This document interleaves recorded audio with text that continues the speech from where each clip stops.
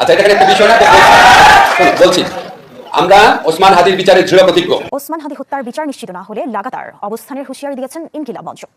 এই হত্যার বিচারের দাবিতে প্রধান উপদেষ্টার বাসভবন যমুনার সামনে অবস্থান নেন হাদির স্ত্রী ও ইনকিলাব মঞ্চের সদস্যরা। পুলিশের মধ্যে কিছু কুলাঙ্গারের বাচ্চারা সোহেলের কানে আমাদের হামলা করেছে। আপনারা দেখেছেন জুরিয়ার মতো করে সাউন্ডকে নিচে করে আমাদের উপরে। এদিকে তীব্র আন্দোলনের জেরে রাতেই যমুনা ছাড়লেন ডক্টর ইউনূস। শেষ মুহূর্তে ফেঁসে গেলেন আইন উপদেষ্টা আসিফ নজরুল। ঢাকা কি আবারও অশান্ত হয়ে উঠল?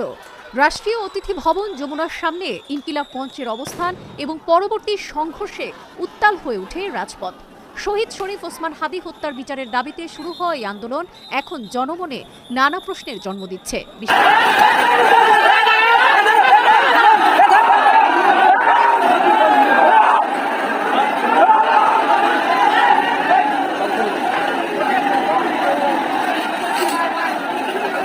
জাতিসংঘের অধীনে ওসমান হাদি হত্যার বিচারের দাবিতে যমুনা অভিমুখে যাত্রা করেছিলেন ইনকিলাব মঞ্চের নেতাকর্মীরা।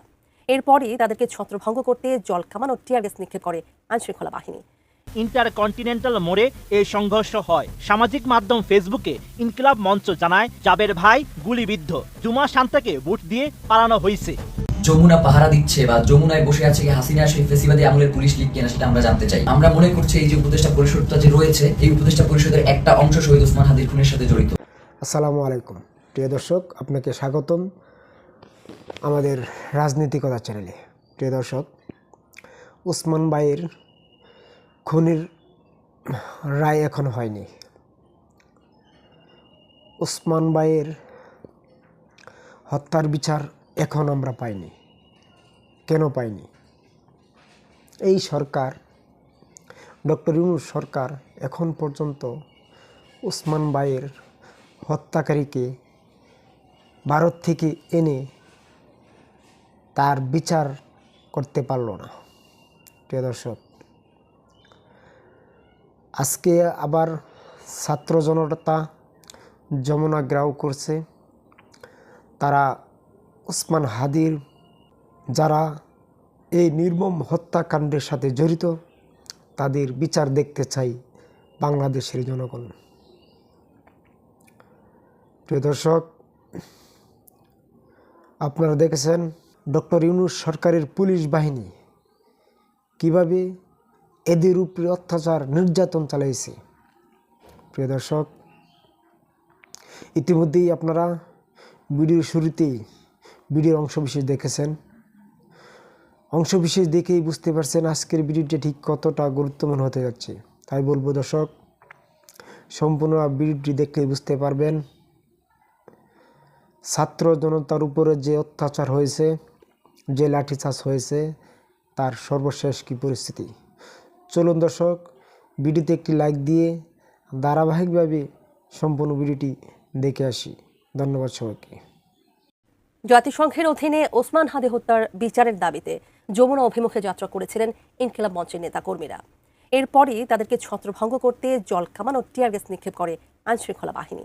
এ সময় ইনকিলাব মঞ্চের সদস্য সচিব আবদুল্লাহ আল জাবের গুলিবিদ্ধ হন।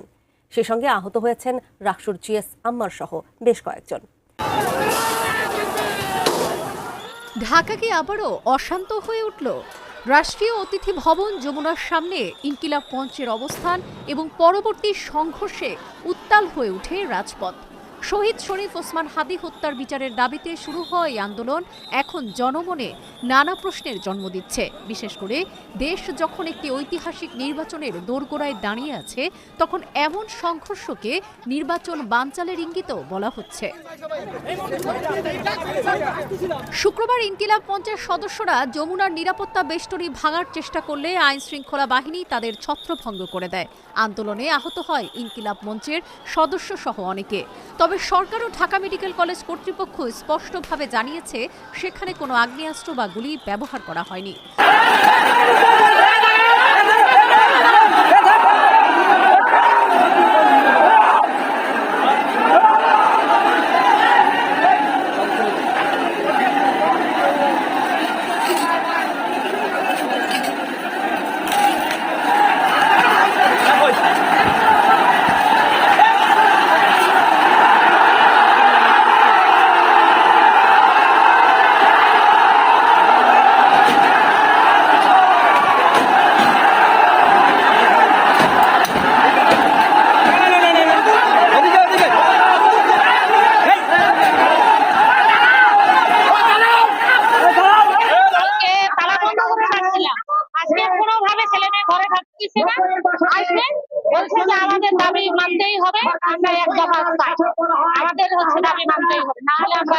যমুনা পাহারা দিচ্ছে বা যমুনায় বসে আছে কি হাসিনা সেই ফেসিবাদী আমলের পুলিশ লীগ কিনা সেটা আমরা জানতে চাই। আমরা মনে করছি এই যে উপদেষ্টা পরিষদটা যে রয়েছে, এই উপদেষ্টা পরিষদের একটা অংশ শহীদ ওসমান হাদির খুনের সাথে জড়িত। ফেসিবাদী আমলের যেই পুলিশ, এই যে পুলিশ লীগ, তারা আবার নতুন করে যে মাথাচাড়া দিয়ে হচ্ছে এবং তাদেরকে যে কেউ কন্ট্রোল করতে পারছেন। আমরা দেখতেছিলাম যখন আমাদের উপরে হামলা হয়েছে, তখন পুলিশের ঊর্ধ্বতন কয়েকজন কর্মকর্তা, ডিবি কমিশনার, তিনি চেষ্টা করছিলেন বারংবার যে আসলে যাতে আমাদের উপরে হামলাটা না হয়, কিন্তু পরক্ষণেই আমরা দেখতে পেয়েছি যে তার আদেশ অমান্য করে পেছন থেকে পুলিশের কিছু সদস্য তারা অতর্কিত হামলা করেছে এবং আমাদের ভাইদেরকে রক্তাক্ত করেছে। না হয় তখন আদালত ওদেরকে অসন্তুষ্ট করে তদন্ত রিপোর্ট নিতে পারে না। মা আমাদের হাদি ভাইয়ের হত্যার বিচারে সরকারের বর্তমান অবস্থান। আচ্ছা, এটা একটা বিষয় না, বলছি আমরা ওসমান হাদির বিচারে দৃঢ় প্রতিজ্ঞ। দেখাচ্ছেন পুলিশের মধ্যে কিছু কুলাঙ্গারের বাচ্চারা জুলাইয়ের কায়দায় আমাদের হামলা করেছে। আপনারা দেখেছেন জুলাইয়ের মতো করে সাউন্ডকে নিক্ষেপ করছে আমাদের উপরে। আমরা কষ্ট বলতে চাই, ওসমান হাদি হত্যার বিচার করার জন্য শুধু দিদিও পারে না, যদি প্রয়োজন হয় আমরা 100বার জুলাইতে কি আছি। দর্শক, সকালে 11টার পরে সরকারি কর্মকর্তা কর্মচারীদের পে স্কেলের দাবিতে যমুনার সামনে রণক্ষেত্র হলো একবার, কিন্তু দুপুরের পরে বিকেলে আবারও ইনকিলাব মঞ্চ তারা যমুনার অভিমুখে পুলিশের ব্যারিকেড ভেঙে যাওয়ার চেষ্টা, আবারও রণক্ষেত্র এবং ইনকিলাব মঞ্চের শীর্ষ নেতৃত্বের রাবার বুলেট খাওয়া, আহত হওয়া, তাদেরকে লাঠিপেটা করা, হাসপাতালে যাওয়া, উন্নত চিকিৎসার জন্য ঢাকা মেডিকেল থেকে অন্য হাসপাতালে ট্রান্সফার করা, পুলিশের বক্তব্য, সাংবাদিকদের আহত হওয়ার ঘটনা, বেশ কয়েকজন উল্লেখযোগ্য পরিচিত মুখের আহত হওয়ার ঘটনা, এই ব্যাপারগুলো সাথে জামাতের জয়েন্ট সেক্রেটারির হাসপাতালে ছুটে যাওয়া, নাসিরউদ্দিন পাটোয়ারির নতুন করে আবার ব্যারিকেড ভেঙে যমুনা অভিমুখে যাওয়ার চেষ্টা একজন সংসদ পদপ্রার্থী হয়েও, এই ব্যাপারগুলো কি ইঙ্গিত দিচ্ছে? সর্বশেষ খবরে আমরা যেটা জানি সেটা হচ্ছে যে ইনকিলাব মঞ্চের ব্যানারে শাহবাগে আবারও সমবেত হওয়ার চেষ্টা চলছে। চলুন একটু জেনে দেখি যে কি কি ঘটলো দুপুরের পর থেকে।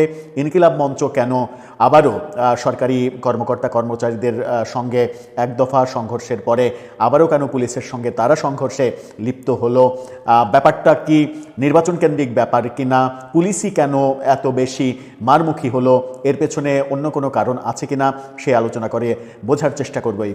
ইনকিলাব মঞ্চের সদস্য সচিব জাবের এবং রাকসুর রাজশাহী বিশ্ববিদ্যালয় ছাত্র সংসদের জিএস সালাউদ্দিন আম্মার ইতিমধ্যেই বেশ পরিচিত মুখ এবং তারা আহত হয়েছে। জাবেরের পায়ে একাধিক রাবার বুলেট লেগেছে, তাকে হাসপাতালে ভর্তি করা হয়েছে এবং সর্বশেষ তথ্য দেখলাম এরকম যে তাকে উন্নত চিকিৎসার জন্য অন্য কোনো প্রাইভেট হাসপাতালে স্থানান্তর করা হয়েছে। সালাউদ্দিন আম্মারকে আহত করা হয়েছে, তার রক্তাক্ত ছবি সামাজিক যোগাযোগ মাধ্যমে ঘুরে ফিরে বেড়াচ্ছে। সেই ছবিগুলো আমাদের কাছে থাকলেও সেই ছবিগুলো আপনাদেরকে আমরা দেখাতে চাই না, কারণ ইউটিউবের সেন্সিটিভিটির কারণে সেই ছবিগুলো ইউটিউবের কাছে আপত্তিকর ছবি হতে পারে, সেই কারণেই সেই ব্যাপারে আমরা যেতে চাই না। কিন্তু ইতিমধ্যেই আপনারা ব্যাপারগুলো জানেন। যে ব্যাপারগুলো আমরা হয়তো জানি না কিংবা ভাবতে পারছি না, সেই ব্যাপারগুলো নিয়েই বরং আমাদের আলোচনায় যাওয়াটা উচিত। এই যে ঘটনা ঘটল, সকালে এক দফা সরকারি কর্মকর্তা কর্মচারীদের সঙ্গে পুলিশের ধাওয়া পাল্টা ধাওয়া হলো, জলকামান মারা হলো, টিয়ার সেল, সাউন্ড গ্রেনেড সব কিছু হলো। পুলিশের রমনা অঞ্চলের ডিসি মাসুদ সহ অনেক পুলিশ সদস্য, অনেক আন্দোলনকারী আহত হলেন। এই ঘটনার পরে ইনকিলাব মঞ্চের আবারও আজকে যমুনা অভিমুখে কেন পুলিশের ব্যারিকেড ভেঙে তাদেরকে যেতে হলো? আন্দোলন করার কি আর কোনো জায়গা নেই? যমুনার মতো এই মুহূর্তে দেশের সব থেকে যে সেন্সিটিভ জায়গা, সব থেকে সিকিউরড এলাকা বাংলাদেশে এই মুহূর্তে, তো সিকিউরড এলাকা তিনটা হওয়ার কথা। সেটা হচ্ছে যে বঙ্গভবন, যমুনা আর একটা হচ্ছে ক্যান্টনমেন্ট সেনানিবাস। এই তিনটা সিকিউরড এলাকার একটাকে বেছে নেওয়া কেন? আন্দোলন করতে হলে যমুনার সামনে কেন যেতে হবে? এই ব্যাপারগুলো সবার মাথায় এভাবে কেন কাজ করছে? এক দফা সংঘর্ষ হলো, সেই সংঘর্ষে তারাও একবার আক্রান্ত হলো, আবারও কেন নতুন করে তাদেরকে যেতে হবে? তাদের কাছে কি বিকল্প ছিল না কিনা? ওসমান ভাইকে যে খুনি হত্যা করেছে তাকে অবিলম্বে ভারত থেকে এনে তাকে ফাঁসির দড়িতে ঝুলিয়ে তার মৃত্যুদণ্ড কার্যকর করতে হবে। প্রিয় দর্শক, আপনারা যদি ওসমান ভাইকে ভালোবাসেন, ওসমান ভাইয়ের পক্ষে থাকেন, তাহলে আমার চ্যানেলটি সাবস্ক্রাইব করতে পারেন। আর যদি অলরেডি সাবস্ক্রাইব করে থাকেন, আপনাদেরকে অসংখ্য ধন্যবাদ। সবাই ভালো থাকবেন। খুদা হাফিজ।